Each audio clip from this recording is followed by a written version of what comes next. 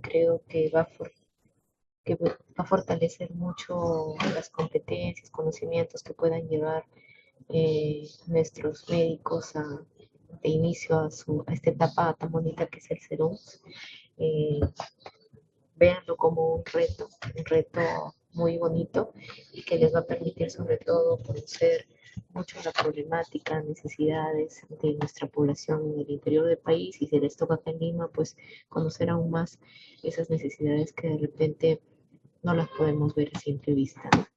Voy a detener el video porque no me vaya a desconectarse, estoy en la oficina. Bueno, miren, en el caso de atención integral de la persona adulta mayor, bueno, esta es una foto que quería enseñarles, yo hice mis serums, yo hice el serum en un sitio que se llama Calvas de Samango, que está en la frontera con Ecuador, y pues para acceder ahí desde Ayabaca hacia allá eran como que 6 horas en mula, caballo, bueno, y entonces ahí estoy yo. Fue una situación interesante, súper buena y definitivamente retadora. Les quería motivar un poco a esta etapa nueva que ustedes empiezan con esta fotito. Y bueno, ya entrando de lleno a lo que vamos a hablar el día de hoy, un poco esta es la agenda que vamos a ver.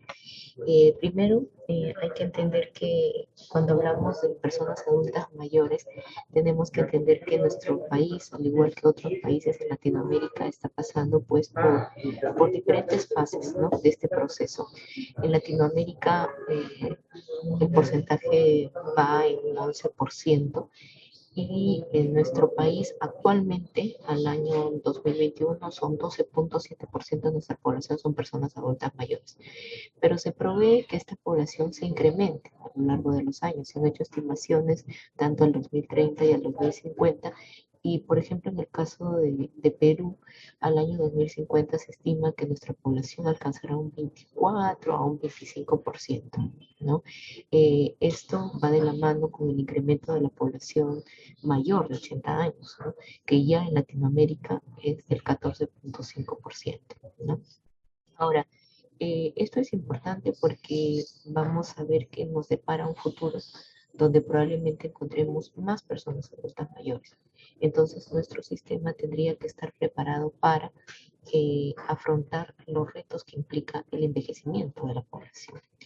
En nuestro país, como les decía, son 12.7% de la población que son adultos mayores y esta es un poco una gráfica que aparece, que es de fuente del Instituto Nacional de Estadística e Informática, y donde podemos observar que de nuestra población adulta mayor son más mujeres que varones, lo cual también tiene otro reto, ¿no? Vemos que esto se condice con lo que ahora le llamamos la feminización del envejecimiento, ¿no? Y que al ser población adulta mayor implica pues mayor retos para nuestra población, mayor trabajo que tengamos que hacer desde ahora para que nuestra población adulta mayor tenga una mejor calidad de vida. Entonces, hay tipos de servicios para personas adultas mayores en el mundo. Yo les he traído acá 5 tipos de servicios que existen en el mundo y que en realidad en nuestro país a mediana medida se están implementando, ¿no? Uno son los servicios de residencia a largo plazo, que generalmente son utilizados para personas adultas mayores con un nivel severo de dependencia. Los servicios en domicilio, que generalmente son para personas adultas mayores con dependencia severa, moderada o leve, y que pueden compararse un poco con lo que hace nuestro PADOM, ¿no? Aquí en nuestro país, que hace el Seguro Social. Servicios en centros de días, que son generalmente para personas adultas mayores con una dependencia leve o sin dependencia, tienen un componente de actividades preventivas y recreativas. Decía que hay servicios de adultos mayores en el mundo, tipos de servicios para personas adultas mayores en el mundo. De estos, por ejemplo, están los servicios a domicilio, que son parecidos a los que hace Padomi ahora. Los servicios en centros de día, que si bien tienen un componente de actividades preventivas y recreativas, probablemente lo más cercano a ellas, por ejemplo, puedan ser los de los centros al adulto mayor que hace el Seguro Social de Salud, también los CIAN que tiene la municipalidad, ¿no? Los centros de integral de adulto mayor, el MINSA que tiene un poco los taitahuasis, que son una mezcla también de una configuración particular, podría calzarse con estos servicios de centros de día, los servicios de teleasistencia o telecuidado que trabajan mucho con la tecnología de información y que generalmente es para pan con dependencia moderada o leve o con enfermedades crónicas que ahora con el contexto de la pandemia por COVID pues han cobrado mucha relevancia, ¿no? Sobre todo en el caso del uso de las TICs y los servicios de cuidadores, ¿no? Que en realidad buscan apoyar a las personas adultas mayores, ¿no? Este servicio de cuidadores no existe en nuestro país, ¿no? De hecho, uno de los servicios de cuidadores que más impacto han tenido, al menos en Latinoamérica, es el que tiene Argentina, que tiene incluso una base de cuidadores a los que uno puede echar mano, la familia puede echar mano para que nuestro adulto mayor pueda acceder a estas personas que están capacitadas en el cuidado del adulto mayor y pues tengamos una persona adulta mayor pues mejor, ¿no? No sé si ahí se me escucha, disculpen, me he tenido que acercar un poco el micrófono. Sí, Un ahí se poco se escucha. te va la voz, doctora. Ya, lo que pasa es que estoy en la computadora de la oficina y un poco acá en el internet pues no es tan bueno, disculpen más bien por ello. Bueno, cuando hablamos ya de atención integrada a las personas adultas mayores, primero habría que entender que el proceso de envejecimiento no empieza cuando una persona tiene más de 60 años, en el caso de nuestro país, o de repente en otros países cuando tiene más de 65 años, ¿no? El envejecimiento es un proceso dinámico que en realidad empieza desde que nosotros nacemos. Entonces, por eso es que los planes que tengamos que hacer no implican un trabajo netamente en esta etapa de vida, ¿no? Sino a lo largo del curso de vida. Y vamos a ver que a lo largo del curso de vida pues intervienen muchos factores, ¿no? Biológicos, psicológicos, sociales, genéticos, que en realidad influyen sobre la persona.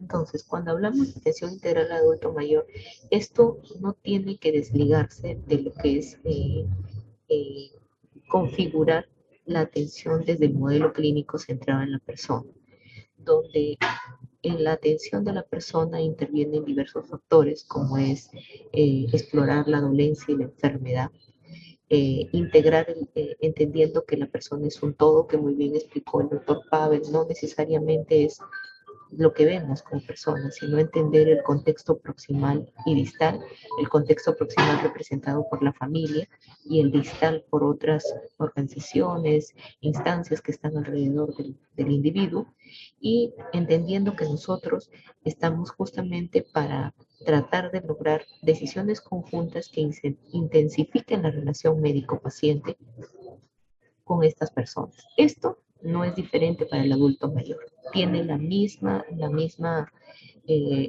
tenor, ¿no? Entender que la persona es un todo, que está dentro de un contexto y que nosotros para intensificar la relación médico-paciente tendríamos que elaborar proyectos comunes con ellos, identificar los problemas, objetivos y roles y lograr decisiones conjuntas. Entonces, en esto viene aquí la valoración geriátrica integral, que en realidad eh, se utiliza para el abordaje a las personas adultas mayores. Lo pueden de repente googlear como BGI también, valoración geriátrica integral, que es un proceso diagnóstico evolutivo, multidimensional e interdisciplinario, en donde se cuantifican los problemas físicos, funcionales, psíquicos y sociales que pueden presentar las personas adultas mayores, con el propósito de desarrollar un plan individualizado de cuidados. Ahora, para que esta valoración sea útil, se debe establecer un plan de seguimiento en donde nosotros podamos constatar los beneficios de la aplicación de los planes. Entonces, este BGI es un instrumento de evaluación que ustedes lo pueden utilizar tanto en atención primaria, como es el contexto de ser en donde ustedes van a ir, como en un nivel hospitalario, y utiliza escalas de valoración que un poco incrementan la objetividad y reproductividad de la valoración. Además que ayudan a la comunicación y al entendimiento de ustedes con las personas a las que van a atender. Ahora, cuando hacemos la valoración geriátrica integral, empezamos siempre por una valoración clínica, ¿no? Y acá pues tiene mucho que ver el tema de la anamnesis. Eh, Esta anamnesis no difiere mucho de lo que nosotros aplicamos en una población adulta en general. Sin embargo, puede ser difícil recolectar la información debido a que a veces en las personas adultas mayores pueden presentar defectos sensoriales, auditivos, visuales, alteración de la comprensión, dificultad en la expresión como afasia, disartria o alteraciones cognitivas. Entonces, va a ser ahí importante que ustedes tengan la colaboración de un familiar, que en realidad tenga conocimiento de lo que está ocurriendo con la persona adulta mayor y que, por ejemplo, les ayude a señalar qué fármacos utiliza, qué hábitos alimenticios de repente tiene, ¿no? Y también nosotros entender que a veces la sintomatología que presentan las personas adultas mayores puede ser pobre, ¿no? Y puede un poco el adulto mayor obviar síntomas o las manifestaciones pueden ser atípicas. Entonces nosotros tenemos que tener apertura para ello y tratar de discernir frente a qué persona estamos, ¿no? También es importante que haya una revisión adecuada de los sistemas, ¿no? Que ayude a identificar problemas. Acá les he colocado algunas de las cuestiones que ustedes tendrían que evaluar dependiendo del sistema que estén evaluando o en la valoración integral que hagan a la persona, ¿no? No olvidar que ahora con el contexto de COVID tendría que también prestar una real importancia a la valoración de los síntomas respecto a esta enfermedad, ¿no? Y también tener en cuenta que en esta valoración clínica también interviene la valoración de los síndromes geriátricos.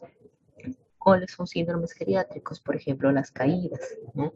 El delirio, el inmovilismo, la incontinencia, la fragilidad.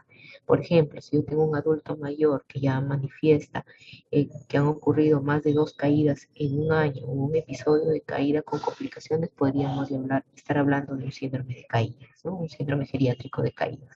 Y así hay que valorar cada síndrome geriátrico uno por uno en nuestras personas adultas mayores. Entonces, después de la valoración eh, física, de la valoración clínica, hacemos una valoración funcional. En la valoración funcional, su importancia radica en que las personas adultas mayores, cuando tienen alteración de la funcionalidad, tienen mayor posibilidad de entrar a un establecimiento de salud o a ser institucionalizados, ¿no? Tienen mayor probabilidad de incremento de mortalidad, una probabilidad de mayor consumo de recursos, ¿no? E incluso de predecir futuras discapacidades. Entonces, la valoración funcional tiene el objetivo de detectar, cuantificar e identificar las fuentes de disminución de la capacidad funcional. Hay varias, cuando hablamos de valoración funcional, hablamos de tres aspectos, ¿no? Uno son las actividades básicas de la vida diaria, otra las actividades instrumentales y otra las actividades avanzadas de la vida diaria. Generalmente, entre un 25% de los mayores de 65 años y un 50% de los mayores de 80 años requieren ayuda para hacer actividades básicas de la vida diaria. Por ejemplo, el aseo, el vestido, el alimento, ¿no? Otras actividades ya como instrumentales o avanzadas tendríamos que igual valorarlas, ¿no? En la consulta. Algunos instrumentos para valorar estas actividades de las actividades básicas de la vida diaria o actividades instrumentales de la vida diaria, los he colocado acá. Por ejemplo, uno de los más conocidos en el caso de actividades básicas de la vida diaria es el índice de actividades de la vida diaria, el CACS, ¿no? Uno de los más conocidos en actividades instrumentales, el índice de Lacton y Brody, ¿no? Y acá algunos más que ustedes pueden utilizar para cuantificar o identificar estas fuentes de disminución de capacidad funcional.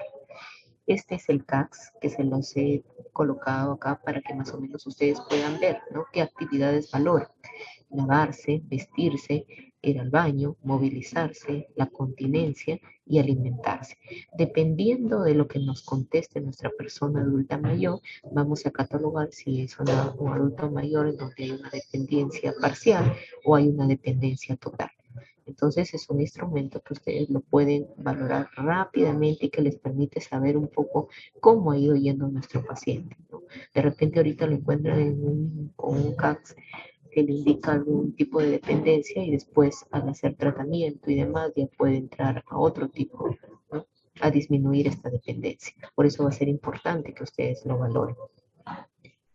Otro de los elementos que valoramos en la parte de valoración funcional es todo lo relacionado a la marcha y el equilibrio. Entonces, hay un instrumento interesante que es este que les he colocado acá, el Short Physical Performance, que evalúa equilibrio, velocidad de la marcha y y resistencia. En el caso del equilibrio, valora eh, trabajando a través de un tiempo de 10 segundos con los pies juntos, con los pies en semitandem y con el tandem, valorando si hay equilibrio.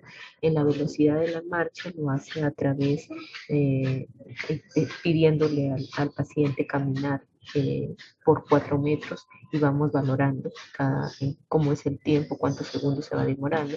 Y en vez de levantarse de la silla, que valora lo que es fuerza y resistencia, en donde se pide pues que se levante y se siente y de acuerdo a eso valoramos, ¿no?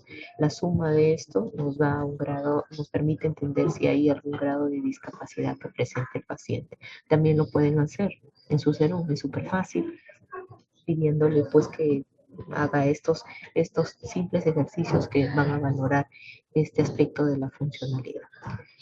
Ya pasando a la esfera mental, que es una de las, diría yo, uno de los puntos importantes, sobre todo en este contexto de COVID. Esta valoración mental lo que permite es identificar y cuantificar trastornos que afectan o pueden comprometer la autosuficiencia de las personas adultas mayores, ¿no?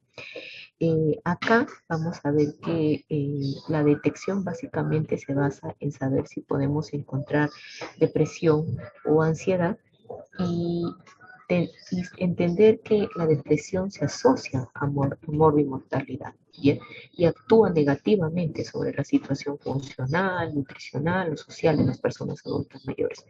Por ello es que requerimos hacer pues una buena historia, una exploración física y neurológica, exploraciones complementarias y observar sobre todo el comportamiento del paciente. Acá, bueno, esta es de una revisión en España, en donde los médicos de atención primaria generalmente utilizan esta escala de ansiedad y depresión de Goldberg. Sin embargo, en nuestro contexto peruano se utiliza mucho la escala de depresión de Yesabach, que está dentro de la historia clínica por etapa de vida en nuestro país. Sin embargo, no quiere decir que no hayan otros instrumentos. Hay otros instrumentos, como por ejemplo el PHQ-2, que para personas adultas mayores se puede utilizar y tiene un 100% de sensibilidad y un 77% de especificidad, así como otros elementos, como el GD5, que tiene un 94% de sensibilidad y una especificidad del 81%. Esta escala de depresión de Yesabas, que es el GD15, tiene una sensibilidad del 49% y una especificidad del 96%. Entonces, bueno, esta es la que se utiliza en nuestro país. Acá está en el idioma inglés, pero bueno, en la historia clínica por etapa de vida de adulto mayor la encuentran. Más adelante la voy a mostrar rápidamente. Entonces, son elementos que nos van a ayudar para valorar este problema en las personas adultas mayores. Y no quería pasar este tema de la evaluación mental sin señalar recomendaciones que nosotros podamos utilizar para preservar la salud mental de las personas adultas mayores en el marco de COVID. Uno de los aspectos importantes es el tema de acompañamiento y que va ligado a explicar medidas eh, eh, o comunicar medidas importantes a nuestras personas adultas mayores. La lealtad o la confianza o la satisfacción de las personas adultas mayores están ligadas a una buena comunicación. Si ustedes son veraces en la comunicación, pues van a tener personas adultas mayores que van a confiar en ustedes, van a considerar que el servicio es bueno. Entonces, va de la mano este tema del acompañamiento. Nuestra función no es solamente atender esta persona adulta mayor o de repente por esta teleconsulta, sino también entender que son personas que están de repente aisladas por este tema de pandemia ¿no? O por la cuarentena, y que es necesario que nosotros las comprendamos y tratamos de brindar acompañamiento en la mayor medida que se puede. Entonces, recomendarles siempre que se mantenga en casa, recomendar, por ejemplo, mejorar la comunicación y mantener rutinas e incorporar o recuperar actividades y aficiones durante el confinamiento. También es importante, por ejemplo, fomentar el compromiso y altruismo, en general las emociones y sentimientos, y también será importante, perdón, la atención especial del profesional sanitario a través del monitoreo telefónico. ¿Ya? Hay que entender que si nosotros hacemos un rastreo de estas personas adultas mayores, no es que lo voy a llamar hoy día y de aquí a un mes o 2 meses voy a comunicarme nuevamente con él. Si son personas adultas mayores, mínimamente tendría que ser cada 24 a 48 horas, sobre todo si tiene alguna enfermedad, algún problema que necesite de nuestro seguimiento. Otra de las valoraciones es la cognitiva, ¿no? Cuyo objetivo es identificar algún deterioro cognitivo que pueda afectar la autosuficiencia del adulto mayor y establecer estrategias de intervención de forma anticipada, ¿no? Aquí tenemos que entender que más o menos el 72-80% de los casos de déficit cognitivo leve puede ser desapercibido. Qué interesante esto, porque si ustedes no lo pueden percibir, es probable que nuestra intervención no sea oportuna. Por ello es que las pruebas de tamizaje un poco posibilitan estas detecciones, ¿no? Y por ejemplo, elementos que se utilizan para hacer una valoración cognitiva puede ser, por ejemplo, el cuestionario de Pfeiffer, el mini mental de Feinstein, que es muy utilizado también, o el mini examen cognitivo de Logan, u otros test, ¿no? El que se utiliza en nuestro país es el cuestionario de Pfeiffer. En realidad es un cuestionario bastante fácil de utilizar y ustedes rápidamente en el contexto de su salud pueden utilizarlo. Aparte de que hay otras cuestiones que ustedes deben valorar, ¿no? Por ejemplo, la escolaridad, la presencia de factores de riesgo cardiovascular, una historia familiar de demencia, antecedentes psiquiátricos, consumo de fármacos y tóxicos, la orientación, quejas de deterioro de memoria, problemas en reconocimiento de familias y amigos, el lenguaje, la capacidad de abstracción y los trastornos de conducta. En realidad, como ven, no es una valoración solamente en donde yo voy a aplicar mi Pfeiffer que me dice mi historia clínica por etapa de vida y ahí acabó todo. Es una evaluación que toma su tiempo y que requiere estar alerta. Acá les he traído el cuestionario abreviado de Pfeiffer, que es sencillísimo de utilizar, son 10 preguntas y su sensibilidad de este cuestionario es del 68% y tiene una especificidad del 96%, con un valor predictivo positivo del 92% y un valor predictivo negativo del 82%. Entonces es importante su uso, ¿vale? En el caso del Minimental también es un screening que ayuda también a detectar el deterioro cognitivo. Y tiene también una sensibilidad importante, ¿no? Es el 89% con una especificidad del 66%. Y acá las preguntas están agrupadas en diferentes categorías, ¿no? La orientación temporoespacial, la memoria, atención, el cálculo, la capacidad de extracción, lenguaje y la praxis. También hay otros como el mini examen cognitivo, que es el de Antonio Lobo, que tiene también una sensibilidad alta, 90.7, y una especificidad del 69%. Son otros elementos que ustedes podrían utilizarlo. Sin embargo, dentro de la historia clínica por etapa de vida de la persona adulta mayor, el que se utiliza es el cuestionario previo de Pfeiffer. Pasando a otro tipo de valoración, tenemos a la valoración social, que no es menos importante que las anteriores, ¿no? A veces se tiende mucho a minimizar este aspecto, ¿no? Porque en nuestro quehacer médico, pues decimos, bueno, lo importante es la parte clínica. Y hay que entender que la persona es un todo, no es solamente un tema biológico, ¿no?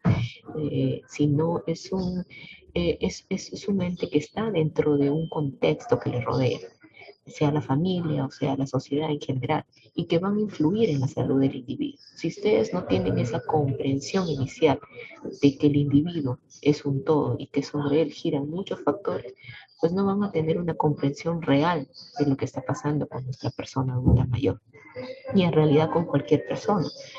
Entonces, la valoración social lo que evalúa es el estado sociofamiliar y económico, que también puede incluir condiciones ambientales y lo que es la red de apoyo social.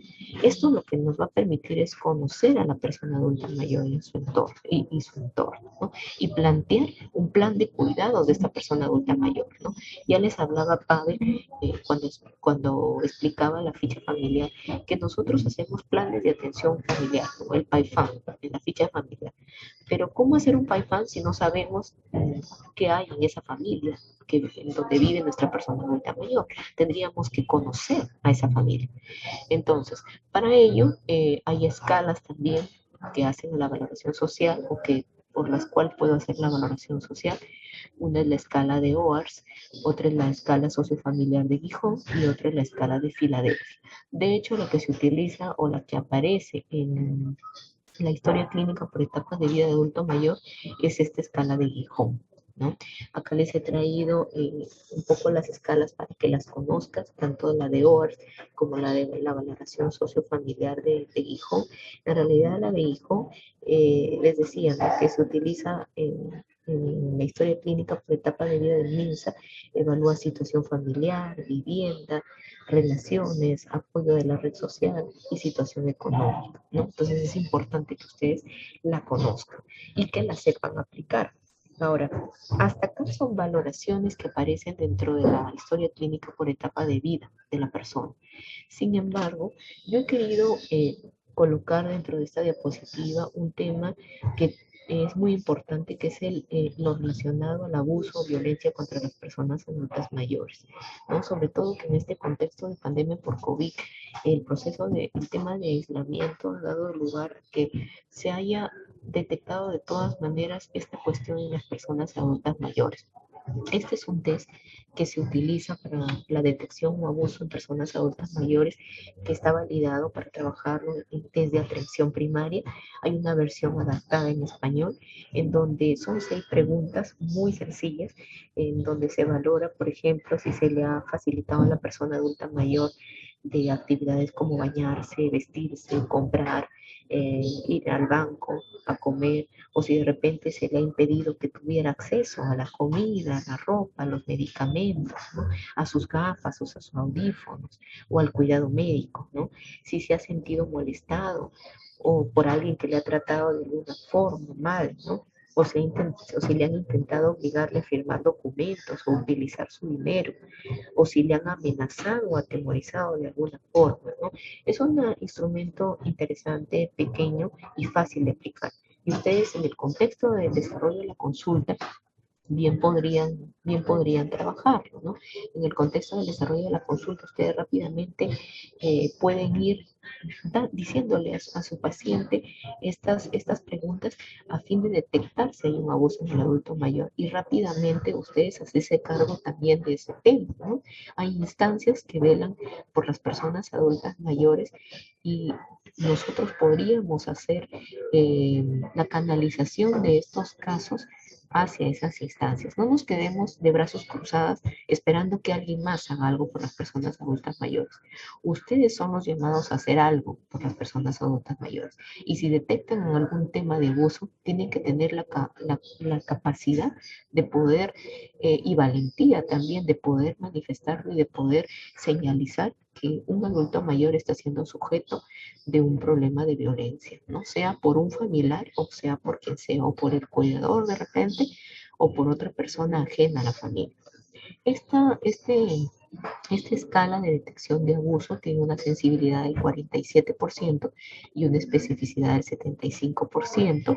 No es es interesante que puedan ustedes utilizarla. Yo de verdad sugiero que lo hagan, porque si bien no forma parte de la valoración geriátrica integral o del BGI que está dentro de la historia clínica por etapa de vida, es un tema que resalta la importancia y que también nos atañe a nosotros como médicos, como profesionales de la salud.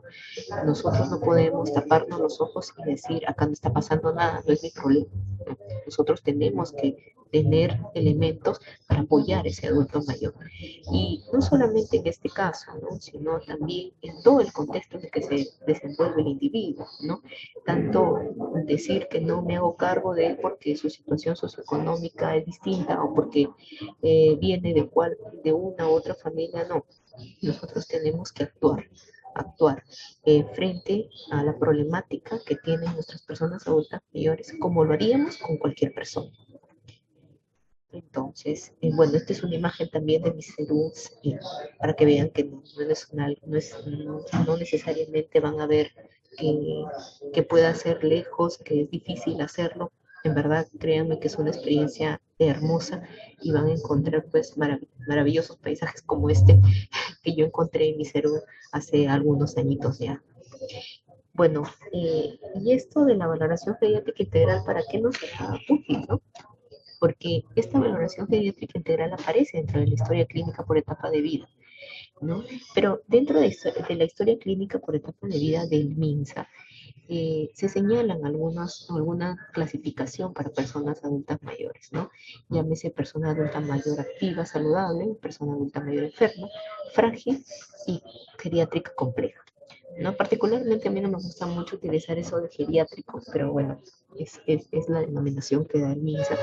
En el caso de personas adultas mayores activas, saludables, son cuando una persona pues tiene características físicas, funcionales y mentales que están de acuerdo a su edad, sin antecedentes de riesgo, sin síntomas ni sintomatología atribuible a una enfermedad aguda, crónica, cuando ya más bien es una persona adulta mayor enferma, más bien aquella que ya tiene una afección aguda o crónica en diferente grado de gravedad.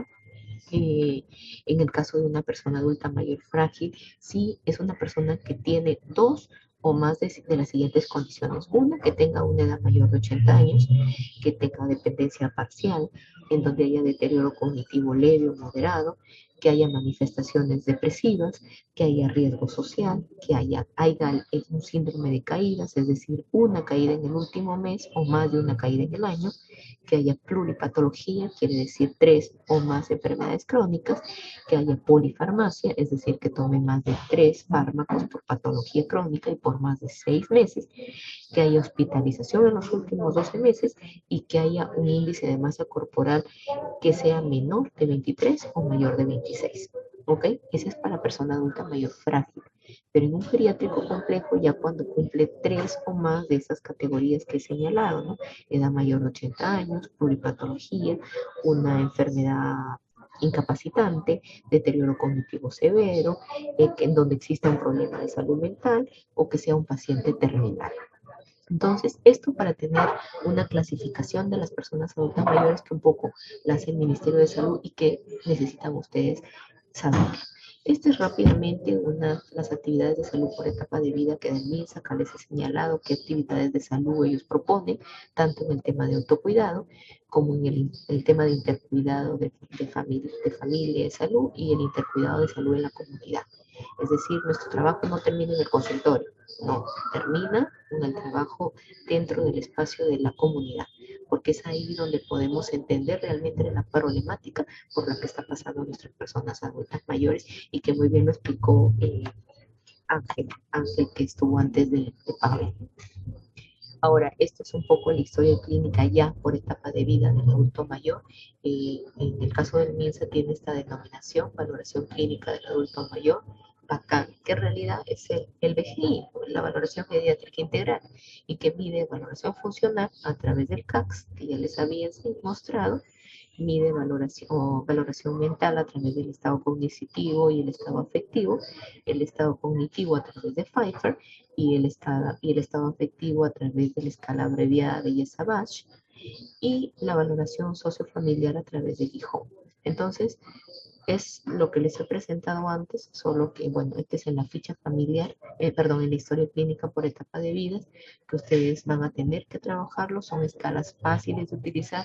Es más, existe mucho esta disyuntiva sobre si es el médico quien las hace o si es otro profesional. En verdad, un personal entrenado puede hacerlos. Pero siempre hay este tema del intrusismo, que si yo lo hago, que si lo hace la psicóloga, que si lo hace la trabajadora social. Pero en verdad, el paciente, hay que entender que nosotros como profesionales tenemos que empezar a entender que debemos trabajar en equipo, ¿no? Se habla mucho de este tema de trabajo en equipo, pero nos cuesta trabajar en equipo. Y hay que entender que las personas adultas mayores necesitan de todos nosotros, de nuestras competencias y demás, ¿no? Por eso hablar de la polivalencia de los profesionales de la salud es importante, ¿no? Y dejar de lado todo ese tema de intrusismos que en realidad lo que hacen es retroceder y no permiten dar una atención de calidad a las personas, tanto adultas, mayores, como de cualquier etapa de vida. Entonces, un poco acá yo les traigo lo que hacemos en el seguro. Yo trabajo en el seguro social y en el seguro social pues es un ente diferente. ¿Por qué? Porque tiene tres prestaciones. Tiene una prestación sanitaria, una prestación social y una prestación económica. La prestación sanitaria es la que da la parte de salud, que lo hace a través de las CIPRES, ¿no? O instituciones prestadoras de servicios de salud, sean de primero, segundo o tercer nivel. Y también está el padrón, ¿no? Dentro de estas prestaciones sanitarias. Pero también tenemos la prestación social, que se hace a través de los centros del adulto mayor, ¿no? Esta prestación en donde hacemos actividades de yoga, de tai chi, de aeróbicos y que le brindamos a las personas adultas mayores. Son dos prestaciones que confluyen en una organización que es el Seguro Social, a diferencia de repente en el MINSA, donde más la prestación es sanitaria netamente, ¿no? Y qué interesante podría tener esto, qué importante, porque nosotros podríamos articular estas prestaciones, articularlas de tal forma de que nosotros pudiéramos lograr trabajar lo que se llama prescripción social, que es muy utilizada en otros países del mundo. De hecho, en España hay experiencias, en Andalucía, en donde el profesional sanitario hace una búsqueda de los activos de la comunidad y con estos activos de la comunidad, que no son más que estos centros del adulto mayor o organizaciones juveniles y demás, hace pues una interacción de tal manera que el adulto mayor o cualquier persona pueda acceder no solo a la parte sanitaria, sino también a estas instituciones o organizaciones dentro de la comunidad que le aporten a su bienestar. ¿Ok? Esto es un poco nuestro servicio. Son 126 centros del adulto mayor, son 108 en el país Irán también. De repente alguno de ustedes cuando haga sus serums se encuentra con un centro del adulto mayor, pues haga la interrelación. No solamente se quede en su poste, en su establecimiento de salud, sino vaya allá y trate de llevarle una mejor salud a las personas a las que se deben. Este es un poco lo que hacemos en nuestros centros del adulto mayor y que ahora lo hacemos a través del modo virtual, con los retos que implica por el tema de alfabetización digital, la conexión a internet, el uso de las TICs, pero que nos da grandes gratificaciones personales y como institución, creo yo, ¿no? De velar por una sociedad más justa para hacia las personas adultas mayores, ¿no? Que es lo que nosotros queremos. Este es mi puesto de salud, que se llamaba Calvas de Zamanga, bueno, que se llama porque no creo que no siga ahí, un lugar muy bonito, tranquilo, pero que en definitiva necesita que le pongamos mayor atención, ¿no? Mayor atención a todos los que trabajamos por el fortalecimiento de la atención primaria de salud. ¿Cómo logramos fortalecer este tema? Pues a través de líderes políticos que reconozcan la atención de las personas adultas mayores, y no solo de las personas adultas mayores, sino de toda la población, la importancia del tema de la cronicidad que desde este lado he querido señalarles, porque tienen implicancias tanto en la agenda de equidad de género y por las oportunidades de sostenibilidad económica que conlleva. Ustedes van a ser líderes políticos, yo estoy más que segura, y ya no podemos hablar de política sin mirarnos todos los días al espejo, ¿no? Entonces, es el día a día, ¿no? Tiene que haber compromiso de la sociedad civil con los derechos de las personas adultas mayores, que incluye la atención de la dependencia y la disponibilidad de evidencia, porque nosotros como profesionales de la salud, ustedes como médicos que ahora van a hacer un generen evidencia desde donde estén, esa evidencia desde atención primaria que ayude a mejorar los servicios para nuestras personas adultas mayores y en general para toda la población. Entonces, les quería dejar este mensaje. No podemos vivir el atardecer de la vida con el mismo programa de la mañana. Son ustedes los llamados a cambiar ese programa que vamos a requerir en el futuro. Estamos en un tiempo de todas maneras que tenemos una brecha hacia tener un país en donde haya más personas adultas mayores, pues construyamos desde ahora, trabajemos desde ahora, seamos más unidos, respetemos las creencias y demás de las personas y sobre todo tratemos con dignidad a las personas adultas mayores y en general a todas las personas. Creo que si somos profesionales y entendemos que un trabajo conjunto con polivalencia puede cambiar y puede dar mayor bienestar a nuestras personas adultas mayores, seamos capaces de cambiar el discurso de siempre de los políticos, ¿no? Y ser más disruptivos. Eso es lo que les quería traer el día de hoy y agradecerles por la invitación a este importante evento del CERU. Les dejo ahí mis datos por si alguno de ustedes quiere escribirme o llamarme o mandarme un mensaje. Ahí están con mucho gusto desde donde estoy para ustedes que igual son nuestros colegas. Que tengan muchos éxitos en su vida profesional, jóvenes. Gracias.